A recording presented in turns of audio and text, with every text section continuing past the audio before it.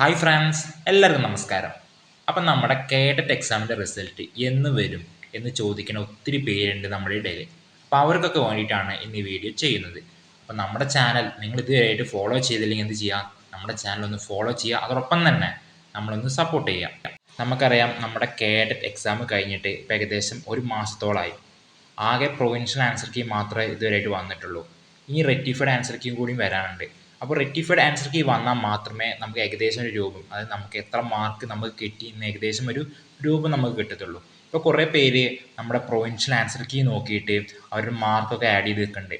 അപ്പോൾ അവിടെ പറയാനുള്ളത് എന്താ വെച്ചാൽ, നമ്മുടെ ഈ പ്രൊവിൻഷ്യൽ ആൻസർ കീയിൽ തന്നെ ചില ചോദ്യങ്ങളൊക്കെ ക്യാൻസൽ ആവാൻ ചാൻസ് ഉണ്ട്.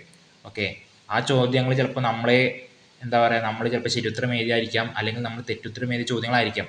അപ്പോൾ അതൊക്കെ ക്യാൻസലായി വരുമ്പോഴേക്ക് തന്നെ ഇത് നമ്മൾ കൂട്ടിയ മാർക്കിലും ചില ഡിഫറൻസ് ഒക്കെ വരാറുണ്ട്. അപ്പോൾ റെക്റ്റിഫൈഡ് ആൻസർ കീ വന്നാൽ മാത്രമേ നമുക്ക് എന്ത് കിട്ടുള്ളൂ, ഒരു ക്ലാരിറ്റി കിട്ടുള്ളൂ. അതായത് നമ്മൾ കൂട്ടിയ മാർക്ക് ക്ലിയർ ആണോ എന്ന് ക്ലാരിറ്റി കിട്ടണമെങ്കിൽ നമുക്ക് എന്ത് വേണം, ഈ റെക്റ്റിഫൈഡ് ആൻസർ കീ വരണം. കാരണം റെക്റ്റിഫൈഡ് ആൻസർ കീ എന്ന് പറഞ്ഞിട്ടുണ്ടെങ്കിൽ നമ്മുടെ ഈ പ്രൊവിൻഷ്യൽ ആൻസർ കീയിലുള്ള എല്ലാ മിസ്റ്റേക്കുകളും തിരുത്തിക്കൊണ്ടുള്ളൊരു ആൻസർ കീ ആണ് ഈ റെക്റ്റിഫൈഡ് ആൻസർ കീ എന്ന് പറയുന്നത്. അപ്പോൾ ആ ഒരു ആൻസർ കീയിൽ നമ്മൾ എത്ര മാർക്ക് നമ്മൾ സ്കോർ ചെയ്തോ ഏകദേശം അത് തന്നെ ആയിരിക്കും നമ്മുടെ റിസൾട്ട് വരുമ്പോൾ അതിൽ കാണിക്കുക.